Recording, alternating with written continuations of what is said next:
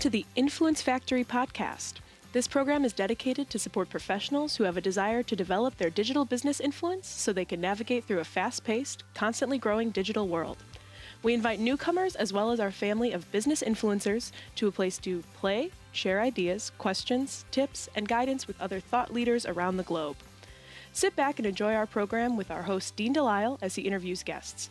News and commentary is provided by Cait and Jackson Delisle. Power Move lessons are provided by the Influencer Marketing Department at Social Jack. And production, editing, and distribution is provided by the Social Jack production team.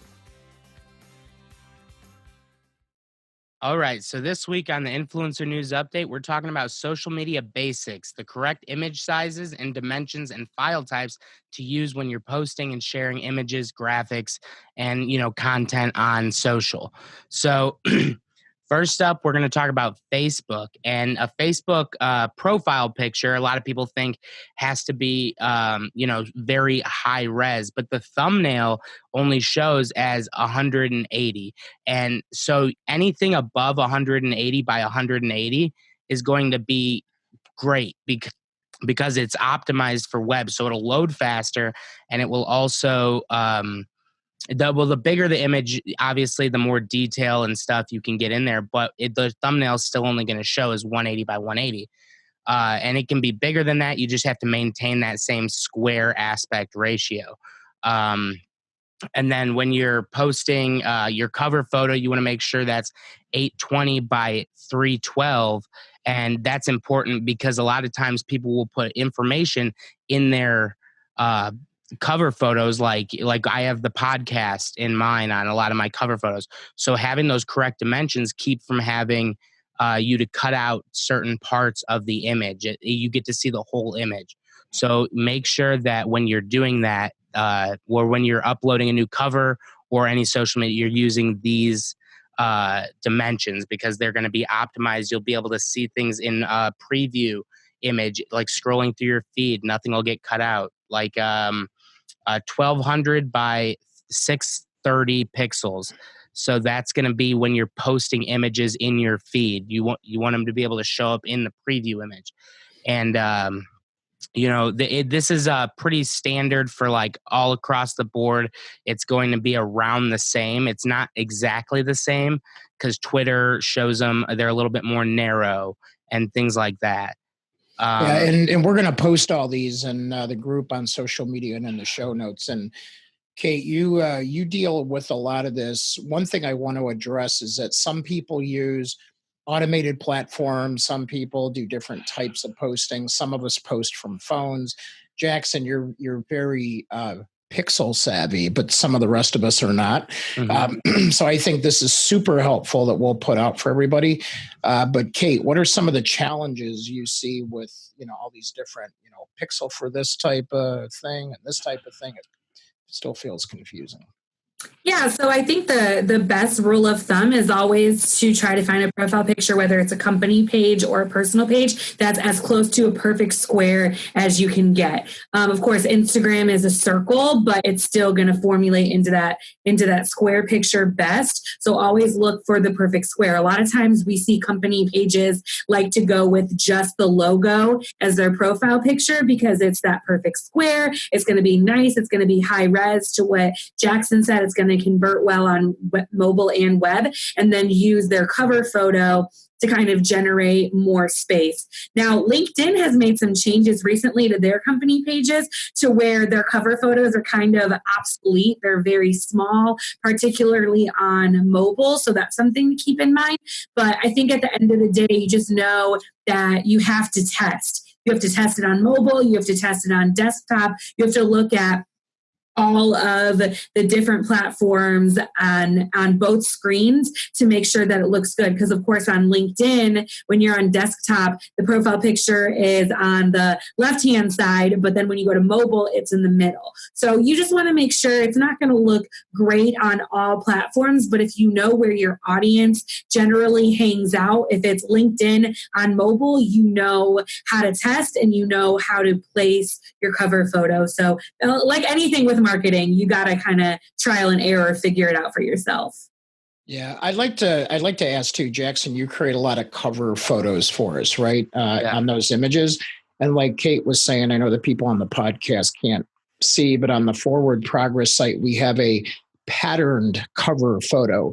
And sometimes, even though we like to announce things on cover photos, I think that those pattern cover photos or skylines or things that are a little less, without words, like Cait says, those things move around. So when you're building a cover photo, are you technically doing a different one for LinkedIn for us than when you do one for Facebook and Twitter, or how different are they? Yes and no. So basically what I'll do is personally I use Photoshop just because it'll export in a higher quality image. You'll get more depth to the text and the if you want to do drop shadows, all that stuff. So that's what I use when I'm doing things like this. And I'll create the base image for it, or I'll find an image or purchase an image for it. And then from there, I'll start with the biggest one and I'll work to the smallest one. And then I basically just resize and save a new copy.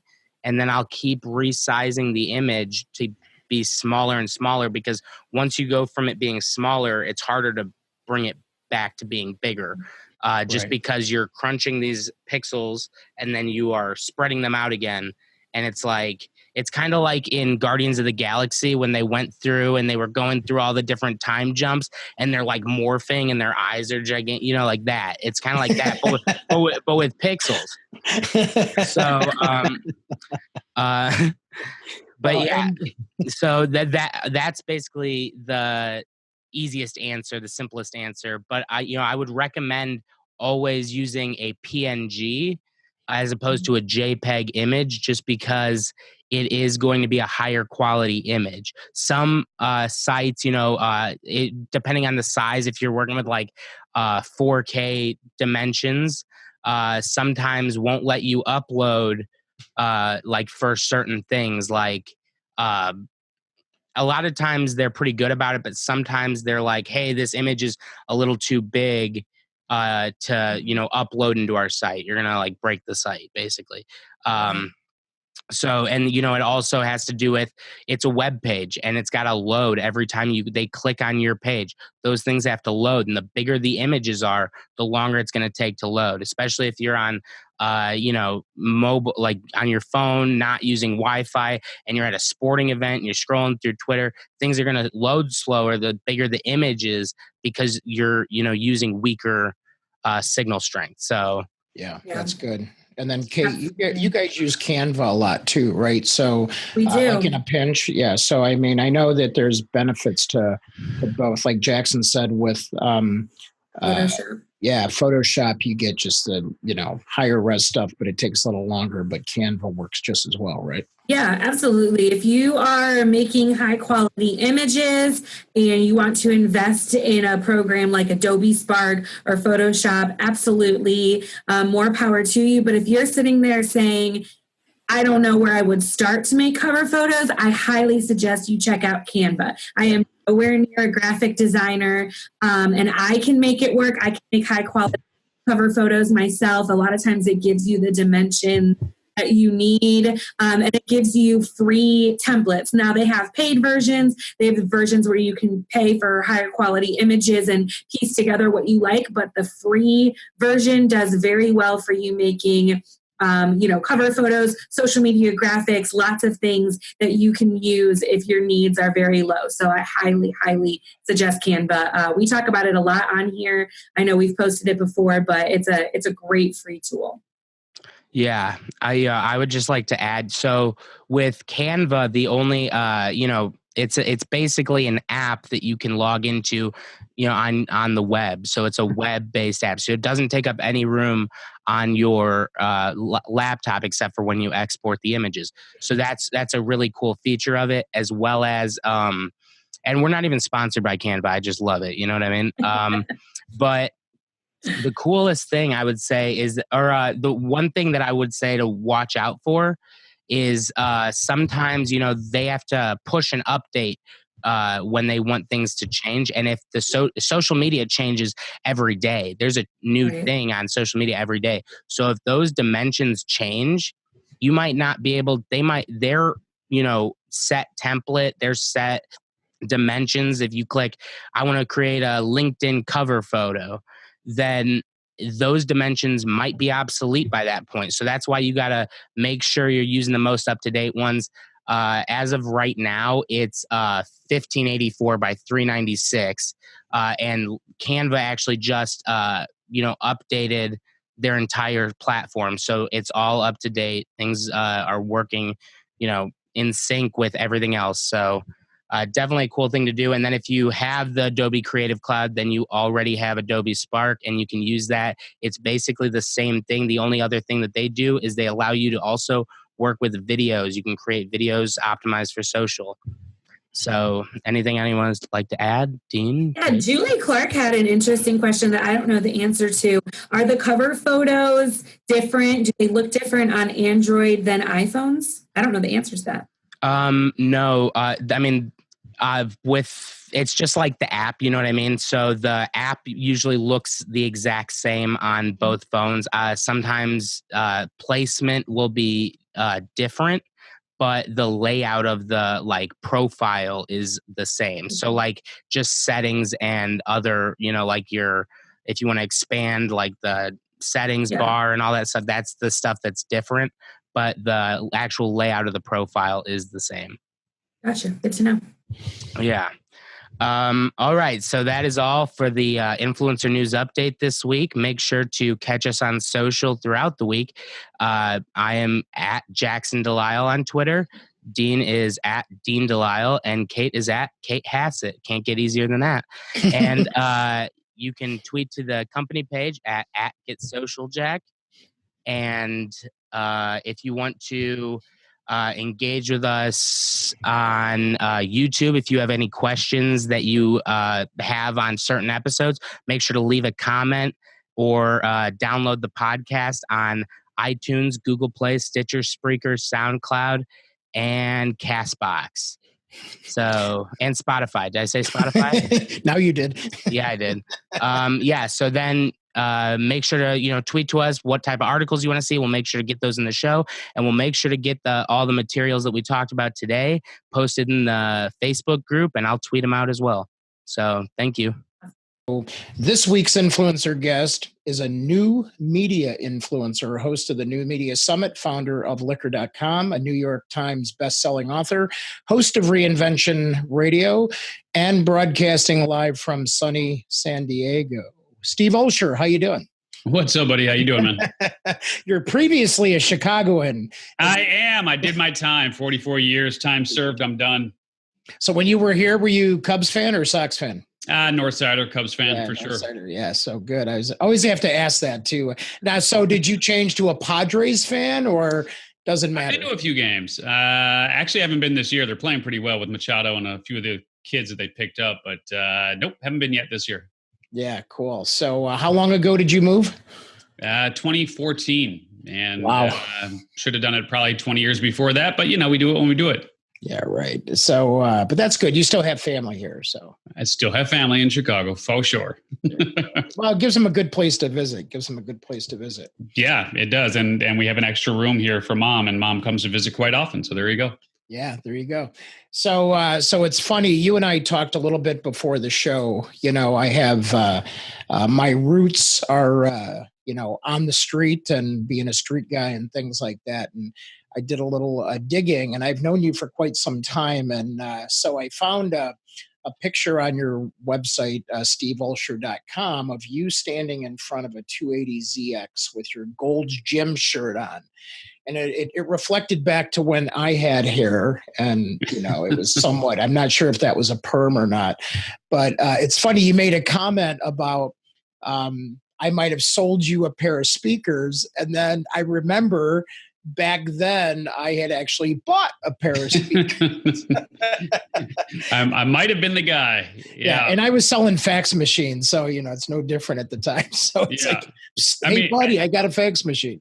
Well, I guess the just for clarity's sake here, when I say, and when you say sold a pair of speakers, that would be out of the back of a van, not like a legit, store where you would buy a pair of speakers. This was like out of the back of a van kind of thing. So I was that guy for a hot minute, not too long, but for a minute or two. Yeah, and sometimes you just do what you got to do to survive or make it to the next gig, right? Hey, it certainly honed my selling skills, I'll tell you that.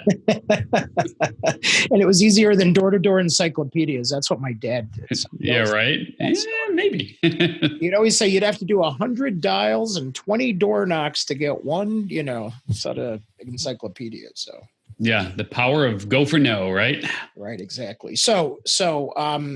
So before we get into, we've got a little snapshot of who you are today. And whenever I think about questions about podcast and this podcast and helping clients, I always think about, what would Steve do? What does Steve say? Things like that. And before that, I knew you as this reinvention guy, which I love because when, again, I want to thank you for making me part of Internet Profits. But when you did that and you actually introduced me on stage, it wasn't anything we had ever talked about. And you just really helped me with an identity piece that at that time I didn't realize who I was, but you clearly articulated who I was. So you were this really cool person that I think has helped reinvent a lot of people. But before we get to that, how did you get to where you are today? And we got a little bit of time here, but I'd like you to take us through the journey of you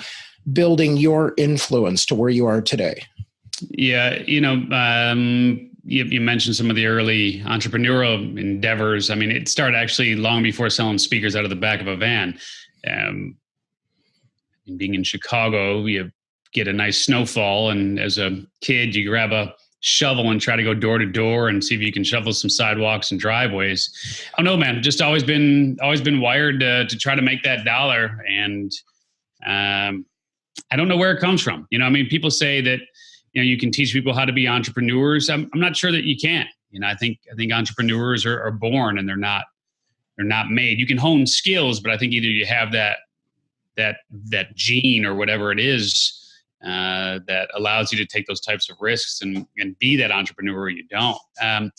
So I don't know, man. It's just been a really interesting trek, literally from the time, like I said, I was old enough to pick up a shovel and move some snow around, or a rake and move some leaves around, to DJing in clubs and opening up my own nightclub when I was 19. It was a non-alcoholic nightclub, but raising capital for that and opening the doors of my own place. It's been a really interesting trek, and over the years, I think if you name it, I've done it, which is from catalogs to .coms. And you'll appreciate this, and we've talked about this. We launched on CompuServe's electronic mall.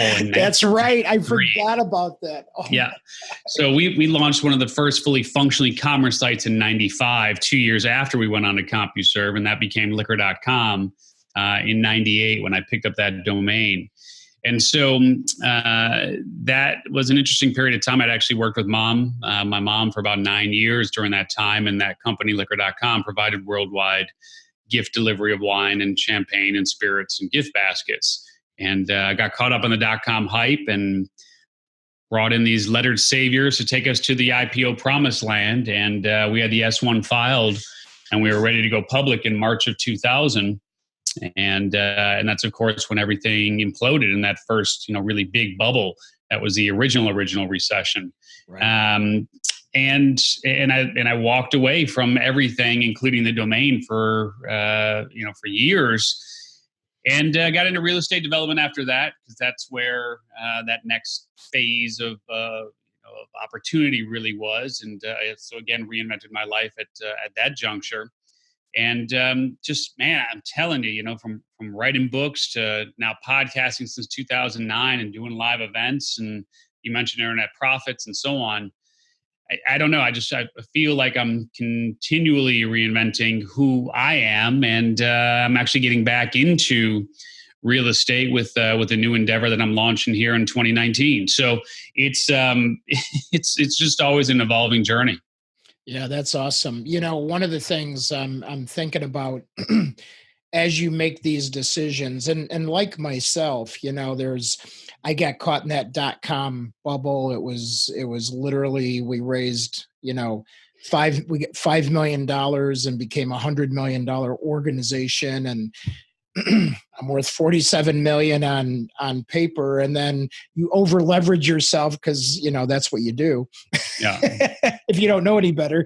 Yeah. And you don't listen to everybody because, your first time around, you're like, I got this, I know what I'm doing. And private jets get in your head and different things. And then all of a sudden the carpet gets taken out from under you and you feel like you're going back to selling speakers on the street. Yeah. Lessons learned at the top, lessons learned at the bottom, hopefully. Yeah, right. But there had to be some, you mentioned your mom, which she's a delight, by the way.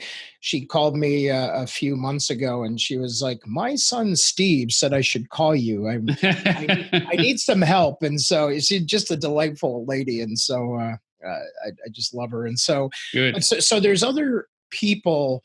Is there other people that maybe you want to mention that helped with the pivoting part? Because I think that's the part that people have the toughest time with. But there's people in our lives, and for me, that I should have listened to and I didn't.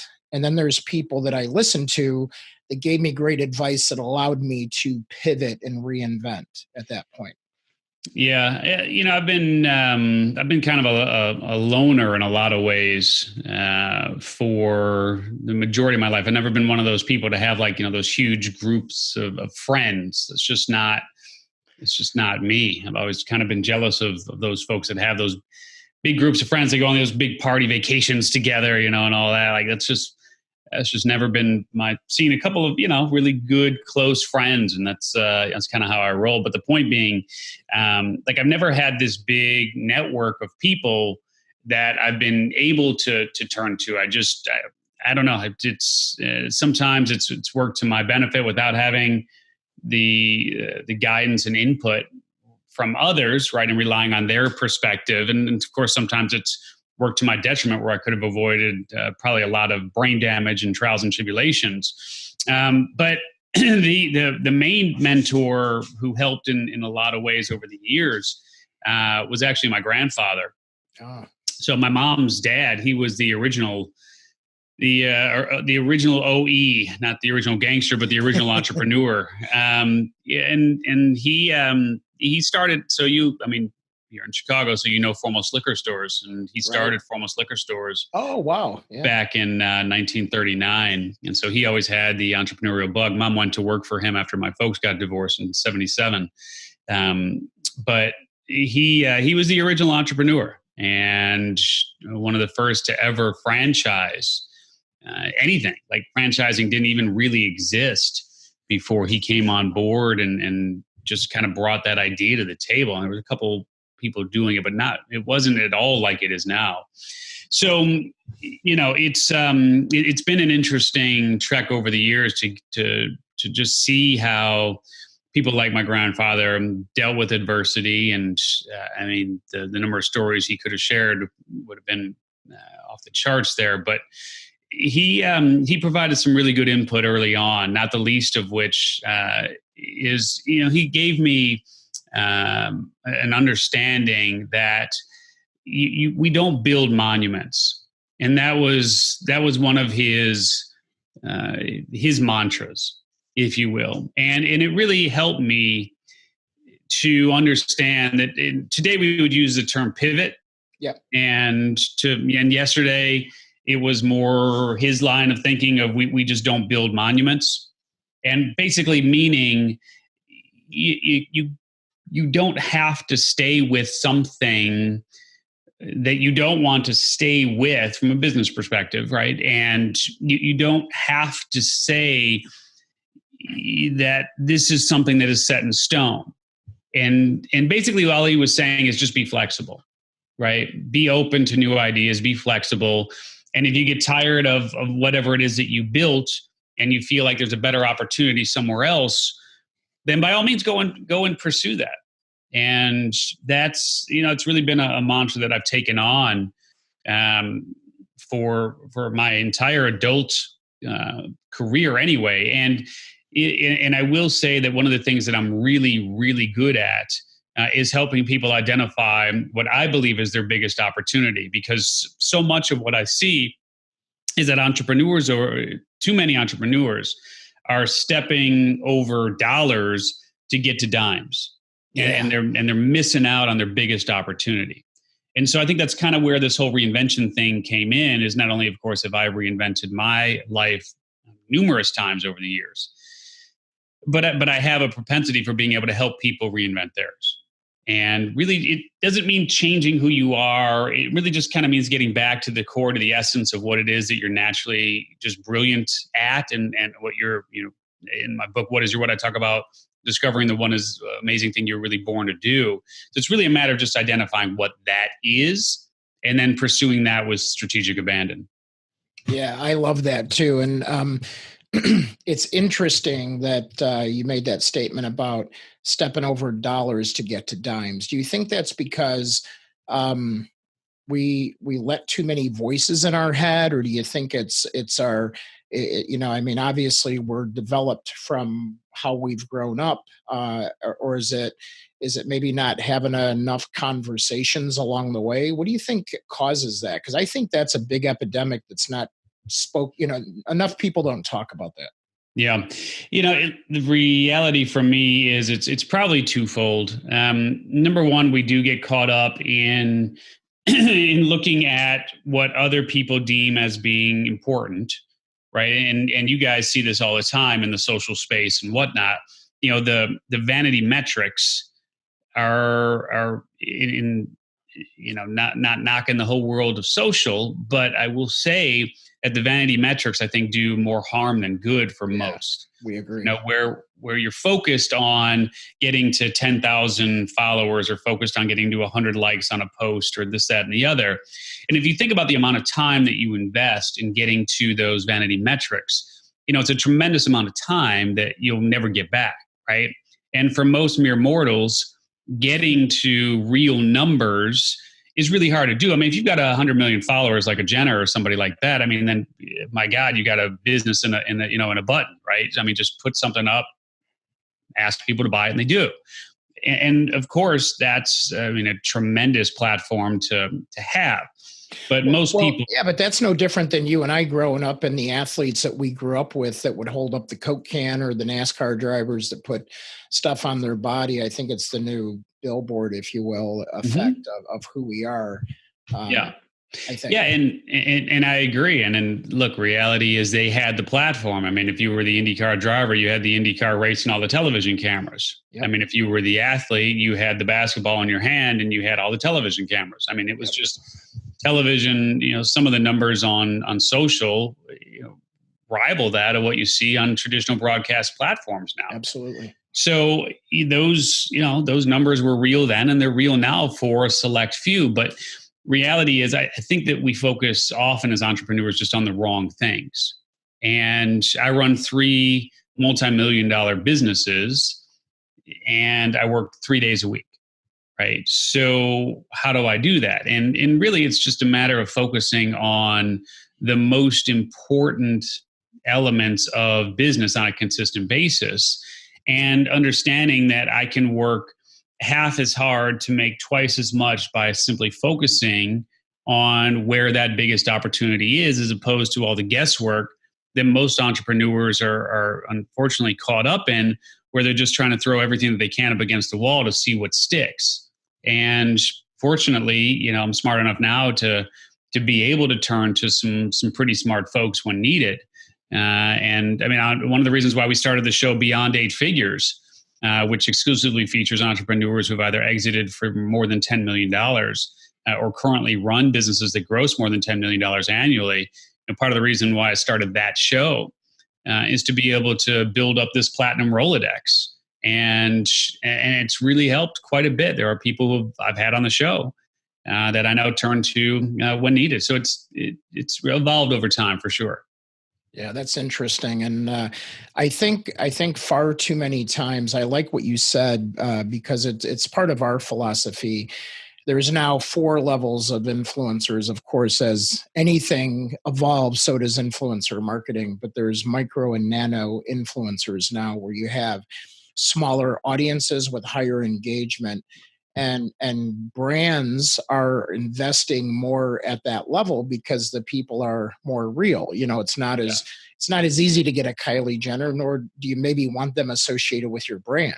Yeah. But you can get a real person in your community or your neighborhood or your industry to really be part of the brand, a believer, and take it to that next level. So I like what you said about that, because we believe in, it's not about how many followers you have, it's about how many relationships you have, the relationship of you and your community. So you may have 10,000 followers, but what do the core 100 look like, the people that engage with you the most? And I think that, and actually we know for a fact that that's what the new tools are working on and things like that, is to say, let's be real. Let's be more real, let's be more connected, and let's have more relationships, which is where you and I came from, to get to where we're at today. Yeah, for sure. And reality is, I'm not going to sit here and tell you that Reinvention Radio, which is a podcast that we've been doing since 2009 off and on, and mostly on now since 2015, and Beyond 8 Figures, which is the show that we launched in 2018. I'm not going to sit here and tell you that we have, 100 million downloads. Like we don't get millions of downloads per episode. We're not Joe Rogan. I mean, we're lucky if we're even in a conversation in our respective category. But I will tell you that, the downloads that we have are enough to support the lifestyle that I want. Yeah. And that's ultimately the main question, is what is it that you want versus what is it that you actually need? And when we get caught up in those vanity numbers, again, that's really just going after what it is that you think that you want, as opposed to having clarity around what it is that you really need. And the truth is, I know people who have 100 times the downloads that we do, and they'll be lucky to do 10% of the revenue that we'll do this year with the for lack of a better term, the Steve Olsher brand. Yeah. So, they can't fill a room of 20 people. And, why is that? And I think it just speaks to exactly the conversation that you were just having there, which is just the quality of the relationships and the value that you bring to the table, as opposed to just getting caught up in whatever those numbers are, which frankly are pretty darn meaningless. Yeah, no, I agree with that. So, I was, I grew up a street fighter. Jackson and I are both 3rd degree black belts, and you're a brown belt in Brazilian jiu-jitsu. I just saw another post that you did. You said you don't do as much on social media, but I do follow you. So I was like, oh yeah, I forgot about that, Yeah. So, as we reinvent, as we pivot, as we go, as we open up a new podcast, as you go back into real estate, how much do you think is how much did you get out of martial arts? I'm always curious to ask this if I know somebody that applies to the way that you are today. Yeah, it's interesting, right? So even as a kid, I had done taekwondo and those sort of things. So off and on over the years, I've always kind of had my hands and feet into something as far as the martial arts go. And the truth is that there's always going to be someone that will hand your butt to you. Yep. No matter how good you are. And there's always going to be someone that you can teach. Yep. And I just think that the experience of knowing that there's always going to be someone in front of you and someone behind you really just helps bring levity to life and business overall. From the standpoint of, if push comes to shove and I got to put food on the table, I can work really hard and I can go sell speakers out of the back of a van, or I can do whatever I got to do, right? To keep food on the table and to keep the lights on.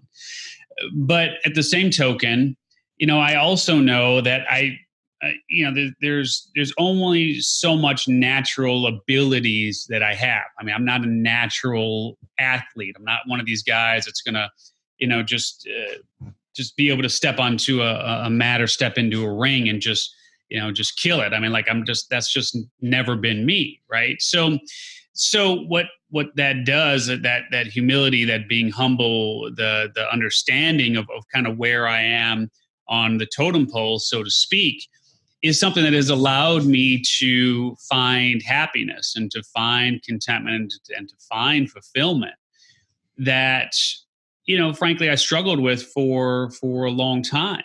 But once, again, it ties back to martial arts from the standpoint of just understanding that, you're always going to be a student and you're always going to be a teacher. Right. And to try to be any more than that is kind of an effort in futility. Yeah, that's awesome. Yeah, and we have never ever spoke about that. And it's funny that we both picked that up and have carried that sort of every step of the way. And I'll tell you, man, and you can probably appreciate this as well. And I don't know how active you are in terms of like if you're still like full on striking and sparring and all that stuff, but it's me in a bag and a gym full of stuff. But that's there you go. Right. So, in jiu-jitsu, what I often say is like you can't teach 20-year-old strength. Like you can have the best technique in the world, but you just can't teach 20-year-old crazy. Like, it's just there's something about it, and reality is like you can try to learn 20-year-old crazy, but when you're almost, I'll be 50 this year, there's no technique in the world that will combat 20-year-old crazy except for a bit of wisdom and knowledge, right? So it's funny. It's funny when I first had gone to work at a CPA firm, there was this big out of shape partner that would take us to the Hawks games in Greektown, and he loved to play racquetball. And I'm like, all right, I've never, I played racquetball. I'll bite. And he goes, well, let's bet $20. And I'm like, okay, I'll bet $20 for fun, And so anyway, I would be running all over the court with that real young energy. Yeah. And this guy would just take 2 steps, boom, and take me out. 2 steps, boom. And he just knew exactly where the ball was going to be at any given moment. And I was just like, and I'm running like a crazy person in the best shape of my life, just about. And I couldn't beat him. Yeah. Yeah. I mean, there's definitely something to be said for wisdom and maturity. Right. And so maturity, one of the things that I say is that, maturity is knowing that you have to seek out advice before making important decisions. And wisdom is knowing which decisions are important. Yeah. And so can you repeat that? Repeat that one more time. So maturity is basically knowing that you should and have to seek out advice before making important decisions. And wisdom is knowing which decisions are really important. That's huge, man. That is huge. That's Emily. I hope you got that. That should be like 5 tweets right there. So. I'll send you the meme. Yeah, right. Exactly. No, it's brilliant, man. That's what I always love about you. I always learn so much about you. And again, I always tell you, I follow your social media posts and you're always like, I don't do that much on social, but when you do it, I get a lot out of it, so don't stop what little you do. All right. I do love your blog and your podcast. So that's right. Thank you. That's what I get the most. So speaking about podcast, we now, when did you, so 2009 was the first podcast, right? Yeah, I did a series of shows for Reinvention Radio in 2009, a little bit here and there over the years. And then 2015 for Reinvention Radio, again, went full board on it. So yeah, it's been off and on for about the last 10 years.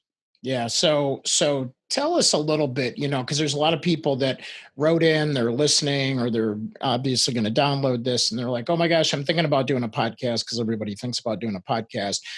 Give us the sort of the lowdown of what you've learned and what you teach people. If you're thinking about doing a podcast, fill in the blank. Yeah. So, I mean, look, first and foremost, when I started doing podcasting, it was very different than even when I launched the new show Beyond 8 Figures just a year ago or so. And back in the day, I did podcasting because I just like radio has always sort of been the holy grail for me. Yeah. Like I love radio, and I guess it's just because I love to talk. But I've always had a love for radio. So the way I was thinking about podcasting at that point was, podcasting is basically the new broadcasting. Just kind of levels the playing field for all of us and gives us all the opportunity to have a microphone.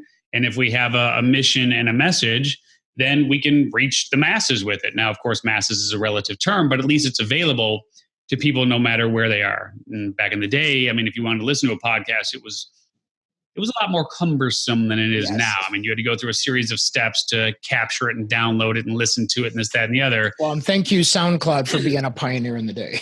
Right.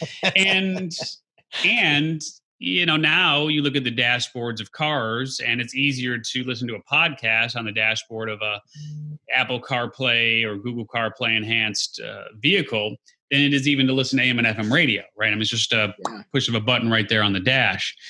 So what's happened is the space, of course, has become a lot more crowded, which means that if you just had a general show, like a general business show or something of that nature, back in the day, you could find a pretty decent audience because there weren't a lot of options. So there are some of the people out there right now who have shows that, frankly, if they launched today, those shows which are really popular now, they wouldn't have nearly the traction because, let's just say, they're not the best interviewers, they're not the best shows. We don't have to name names here, right. But they benefit from the ascending spiral of when you have a show that people listen to, you show up in the rankings. When you show up in the rankings, then new people find that show. And when new people find that show, you move up in the rankings. And as you move up in the rankings, people find the show, and it becomes this ascending spiral. Breaking into that ascending spiral right now is really hard. When you got NPR and the New York Times and the Washington Post and ESPN and, Will Ferrell and everybody and their mother going all in on podcasting, you're just not going to compete. So what I would say is if you're going to do a show now, one of the things that you really have to give consideration to is, why are you doing it? Right? Like you literally need to start with whatever that end in mind is for you. And if it's just because you want to, catalog your life chronicles, then great. If it's because you want to sit down with some pretty cool folks, then great. But if you're thinking about it from a business perspective, then, I really do think that you have to look at it from the perspective of what is your profit path in terms of your business profit path, and that customer journey that you want people to go on as they go from point A to point B, and not knowing about you to knowing about you to becoming familiar with you to entering into your ecosystem, and then what happens from that point forward. So you have to be really clear on what your profit path is and what that last step is on the path that someone can take with you, and work backwards from that and make sure that that your show supports whatever that particular initiative is for you in your business. Yeah. In fact, what was coming up for me, just because I know your material and you, is a lot of times I'll tell people that come to me, I'm like, you should actually get Steve's book, What is Your What? Because to me, it's like, that's almost that definition of yourself, of finding that thing and then making sure that you tie it, because it's a labor of love. It's not, we work besides doing this show. And like you, I got the bugs working on WLS radio here in Chicago. And I was like, man, it was like after a couple of years of doing that, I wanted to have my own format, but then I didn't have $20,000 a month in sponsorship dollars to get it out of the gate, Yeah. But then when this happened, I was like, well, I'm a teacher, I'm an educator. And these started out as coaching sessions, lunch and learns every Wednesday. And all we did was flip the switch and, make it a mission-driven podcast to help people get inspired and educated to build their own influence. But it took a long time for us to get there. And it sounds like you went through that journey as well. Yeah. Yeah. And, again, it really just boils down to, why are you doing the show, right? From the perspective of Beyond Eight Figures, I'm doing it simply because I want to build my Rolodex of people that I can connect with. and I want to be able to learn from folks, and I really want to be able to just have this this network of people, right, that I can turn to. And when you sit down with somebody for an hour, and especially when you do it on video, like we're doing here, you really get to know someone, and in that short period of time, you can figure out pretty quickly if that's your kind of person. If you want to, if you would take an email from them, if you would take a call from them, and so a lot can happen in an hour. You can cover a lot of ground. And so again, it just really just boils down to, why is it that you're doing the show? I mean, from my perspective, one of the things that we teach, we've got a year-long program called Icon Maker, where we help people put their new media machines in place and help them launch their podcasts and build out their funnel and help them create their online course and so on. It all really begins with the brand. And so one of the things that I'm a huge proponent of is, if you're going to launch a show, it has to be brand aligned, from the standpoint of, actually, I even, my personal recommendation nowadays is, if the name of your show also reflects the name of your online course, that's a winner, right? Like, I'm releasing a new podcast in the fall that'll be called Closing from the Stage.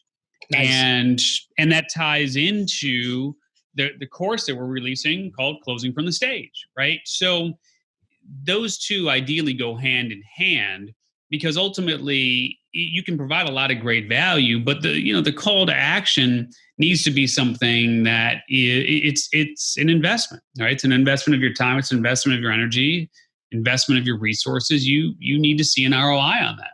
So Closing from the Stage, as an example, we'll sit down with leading closers, and they'll share their tactics and strategies and shortcuts for being able to, really just move people to take their desired action from the stage. Yeah, and cool. To go into depth and all this fun stuff. And then, of course, the call to action for us at the end of the show, and at the beginning of the show too, for that matter, is, go get Closing from the Stage, the program, right? Obviously, we've just touched on this. Go get that. It goes 100% deeper into all of this, that, and the other, right? And so, anyway, the point being, I think today you have to be really clear on sort of that nano market, if you will, as you said, and being that nano influencer in a very small market. And if we get 50 downloads in episode, and those people are all interested in learning how to close from the stage, they're tuning in, and we get one person out of every show to enroll in our $2,000 program. That's a decent sponsor for an hour of our time. Oh yeah, that's awesome. Yeah, that's great advice. And I think people need to hear it too. A lot of times they're like, their mind goes to, well, what equipment should I get? And, what should I buy? And this and that. And I'm like, back up, man. Yeah. Go get what is your what, and go study and determine who you are and what drives you. Cause this is going to be a journey. This isn't like a freaking light switch. So. Yeah. Yeah. Agreed. Oh man. Well, as always, I always learn so much from you. So before we ask the audience some key takeaways for them, people that are thinking about, because I think the podcast part is a little bit about reinventing yourself too, in a way, because it's part of the journey.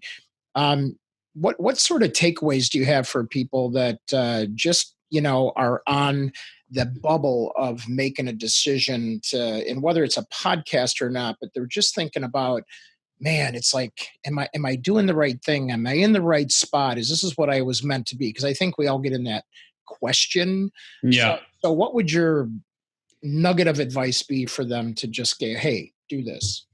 Yeah. I mean, look, there's a lot of hours in the day, right? And so what I would say is, if you're sort of in that transitionary period of not really being clear on if you're doing the right thing, number one, don't quit the day job, right? Don't cut off your nose to spite your face there. So let someone else fuel your transition and fund your transition, right? So whatever it is that you're doing, don't stop doing that now. But in those off hours, it's a lot of hours in the day. You can either spend your time or you can invest your time. I mean, most of us are spending a lot of time. If you watched every episode of Game of Thrones, you spent a lot of your time, that was not time invested. I watched every episode of Game of Thrones. So believe me, I understand what it's like to spend your time. But what I'll say to you is, just be really aware of where your time is going. And in the off hours, whether it's before work, you wake up another half hour earlier, or it's after work and you turn off Game of Thrones, or those sort of things, or it's on the weekends, just really dive into what it is that you think you might really be compelled to do. And let's see what sort of traction you end up gaining, right? Because the God's honest truth is that you may find that what it is that you think you want to do actually doesn't bring you much fulfillment at all. And then you may find that what it is that you think you want to do actually is something that you really love. Yeah. So you just dip your toe in the water and get started, and then, put your foot in and put your leg in. And before you know it, I mean, you're swimming laps, right? But yeah, you got to immerse yourself as much as you can in whatever that world is that you think is more attractive than the world you're playing in now. And start working with those that you believe you are most compelled to serve, and if you can be clear on who the people are that you're most compelled to serve, and you start serving them, amazing things really can happen. Yeah, that's awesome. Thank you so much for that. And thank you for being on the program today. Yeah, look, we help quite a bit, obviously, in the podcasting world. I mean, not only do I have my own shows, but I mean, we've got an event where we give people the opportunity to meet 40 top podcasters, and we give everyone the microphone to take center stage to pitch the podcasters on who they are and what they do, and they literally get booked on the spot. So that's an event called the New Media Summit, and we do that a couple times a year in San Diego. So I certainly recommend people checking that out, especially if they want to dip their toe in the podcast world by being a guest on a show first. The average person who comes to the New Media Summit leaves with 12 bookings in hand. So you'll get booked on a bunch of shows there. And that'll give you an opportunity to see if the podcasting world is something that you really do enjoy. And so, yeah, be a guest on shows first. You can come to the New Media Summit. And then to that end, if you want to connect with top podcasters, maybe grab a copy of a pretty awesome resource that we put out, which is called the Ultimate Directory of Podcasters. And that gives you detailed contact information, including the email address of 670 top podcasters. And so you can grab that. Actually, if you just text the word Olsher, so my last name, Olsher, if you just text Olsher to the number 44222, you can grab a free copy of that. So just text Olsher, my last name, to the number 44222, and you can grab a free copy. We normally sell for $297, but you can grab a free copy of that. And it's really nicely organized by industry too. So you guys did a really nice job on that resource. So thank you. Yeah, nice job. So Jackson, what did you get out of this, youngster? I mean, come on, you got a couple of senior marketing guys talking here and yapping. What did you get out of the thing besides Game of Thrones? Yeah, which I actually just started, so I'm really glad you didn't spoil that. Yeah, everybody dies, Jackson. No, I know. Well, actually, so I did. My buddy got me hooked on it. He's like, just watch this episode, dude. You're going to love it. But the episode he wanted me to watch was the second to last episode of the series. Oh, nice. So I watched it and I was like, this is amazing. So I know everything already, but I still need to know how it happens. How they get it. But yeah, I think the coolest thing or the biggest thing that resonated with me was, the Taekwondo Jiu-Jitsu reference that you made, because that's something I did and still do, is, that there's always going to be someone that's better than you, but you can't let that throw you. You know what I mean? You can't let that, you got to get back up. You got to get back out there, and that's at least what it meant to me when you getting back up and being able to teach, others what what you can do, because you can't do everything. And I really like that you said that. And I feel like that's a big thing that, holds a lot of people back. So. Yeah, that's cool. Thank you for that. And then a lot of people are chiming in, immersing myself. And what I think I want to do, and really being, I think, curious and a discoverer, curious. It's almost like your inner child is what I was thinking about, Steve, when you were talking about that. It's like, let your inner child play, with and be curious about other things. And Julie says the strongest thing was the people you're most compelled to serve. Yeah. Yeah. And, and I'll say this also, that we live in a pretty fun place from the standpoint of the government actually rewards risk. As strange as that sounds, we're one of the few countries in the world where you actually can take a risk, put yourself out there, and if everything blows up, you're still fairly protected from the standpoint of bankruptcy laws. It's like there's, and I'm not encouraging it. I've been on the verge of bankruptcy twice in my career. I did not have to file for bankruptcy, but it is interesting that so many of us are risk adverse, and I'll tell you that there's only so far you can fall. It's so many of us are risk adverse, and we've got $1,000 in the bank. It's like, what are you afraid of? Losing $1,000? Lose $1,000 and file for bankruptcy, and the government will help you. It's like we're in. It's a mindset shift, and it really and I really live by the mantra of the old Latin expression, Latin phrase of fortune favors the bold. Right. And it's true, and here in the States, you really have an opportunity to be protected through the bankruptcy laws if everything just goes to hell in a handbasket, which it very seldomly does. And the opportunity for reward is so much greater than what can possibly happen to you if things don't go as you envision. And I think we lose sight of the fact that, you can fall this far or you can rise this far. And it's just there's a complete disconnect between, how much we can suffer versus how much we can gain. Yeah, there you go. I love it. Well, Jackson, who's our winners today? Yeah, so today in the Zoom platform, we have Julie Clark. Julie. And then in the Facebook group, we have Greg DeKalb. Greg, okay. Way to go, Greg. All right. So that's awesome. And so remember, it's your mandate. You have the strongest mission amongst all of our listeners that you must take that Starbucks gift card and treat someone and then teach them with what Steve taught you today. Okay. And make sure they know about Steve's website. Make sure they know about the things that he offers. He has a tremendous amount of value that he allows each and every person to have. So please make sure that you take care of somebody else with that, and you will be taken care of forever. Okay. And that really makes you the influencer of who you were meant to be. So Steve, from all of us here at the Social Jack family and the Influence Factory, I want to thank you. And as always, we learned so much from you. And I can't wait to meet you either back here at Wrigley Field or there in San Diego when I get out there. Yep. Sounds good. Appreciate you having me on. All right, man. Thanks again, Jackson. And thanks to all of you out there. And we will see you online. Take care, folks.